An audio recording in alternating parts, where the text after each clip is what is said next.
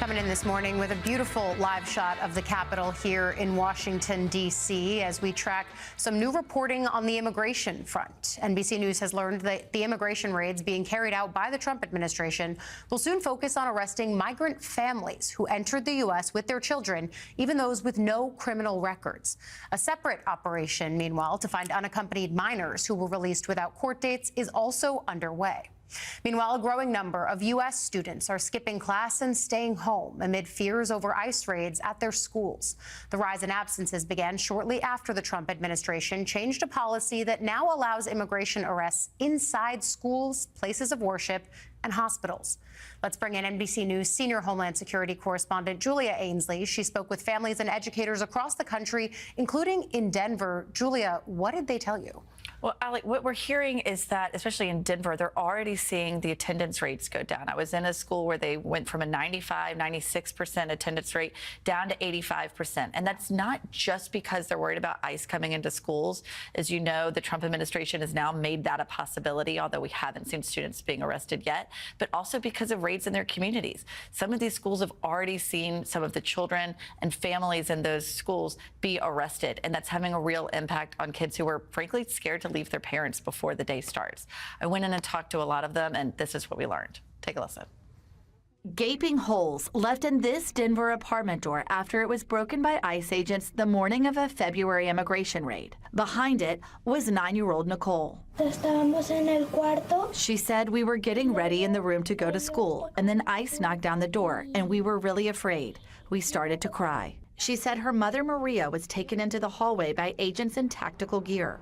Maria, along with other adults in their apartment complex, were placed in plastic handcuffs and taken away, leaving behind Nicole and her 11-month-old sister, Haide. Did you think that you were going to be deported back to El Salvador? Sí, yo tenía mucho miedo. She told us, yes. I mean, I was really afraid. My biggest fear was that they would send me to some place and deport me, and they would leave my babies. After 6 hours, Maria was released with an ankle monitor so ICE can keep track of her. She has since had the device removed, but Nicole was given a notice to appear before immigration court.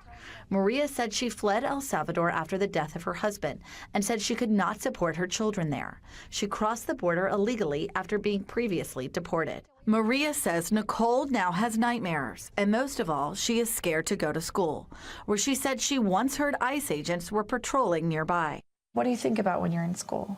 That they can come again to school, and this time they will be able to enter and they will take us, she said. 4 students who attended this Denver public school were arrested by ICE the same day Maria was taken into custody, according to Principal Nadia Madden-Morrow. So as I was coming into work, my phone starts blowing up that there is a raid at one of the apartment buildings where our kids live. And so I learned that our school bus that was supposed to be picking up our kids couldn't actually get close because of all of the commotion there. Since then, she says, attendance here has dropped by 10%. ICE never came on school property, and there have been no confirmed cases of ICE arresting students at any school. But students and teachers here say they are still on edge.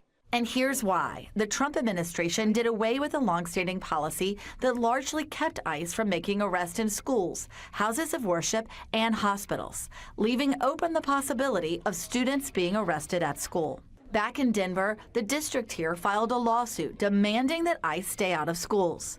The Trump administration has argued in court that Denver public schools have not been harmed. In this very library, the day of the raid, which it didn't happen in our schools, but it happened nearby. The emotion, the fear, and the terror in the eyes of our educators was significant, so no one can tell me that we weren't harmed. Tonight, Maria, Nicole, and Haide are back in their apartment, sleeping behind the door ICE once left broken, uncertain what the future will hold for them. And in response to our reporting, an ICE spokesperson says that ICE makes determinations to go into a school on a case-by-case basis, but typically they would not make arrests inside a school. Also, as part of that lawsuit that was started by Denver Public Schools, there is now a group of 78 schools, all representing schools in big cities across the United States, that say that their schools are all reporting increased absenteeism, lower parental involvement, and increased anxiety and fear among students. And they attribute that to the beginning of the Trump administration and the rescission of that policy policy that largely kept ICE out of schools. Yeah, just because they haven't gone there yet doesn't mean that you're not seeing an emotional impact. People scared. I've heard this from educators too. How do I keep my classroom safe? How do I reassure my students? That reporting, so impactful, so emotional, Julia. But you've also got some news overnight about family detention policies being restarted.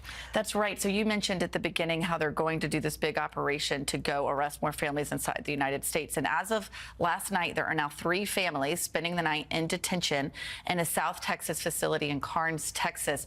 What this means, Allie, is that they're restarting family detention. This is something the Obama administration started. It was carried through the Trump administration. Biden ended it, but it's different this time. And here's why. It used to be for families who had crossed the border. They were detained for no more than 20 days and then released with court dates to pursue asylum. Now we're talking about families that are in the United States sending their kids to school like this, who were being uprooted, held in detention before deportation. So it's a completely different way to go about this. And we'll have to see if there are legal challenges and if they're able to get access to counsel while they're there. The important piece of this, too, is as the Trump administration came in, they said they were going to be targeting dangerous people, immigrants who were criminals. That is The worst first. The worst first. And that is, of course, not what we're seeing bear out here in the policy. NBC News senior Homeland Security correspondent Julia Ainsley with that impactful reporting on the ground. Thank you so much.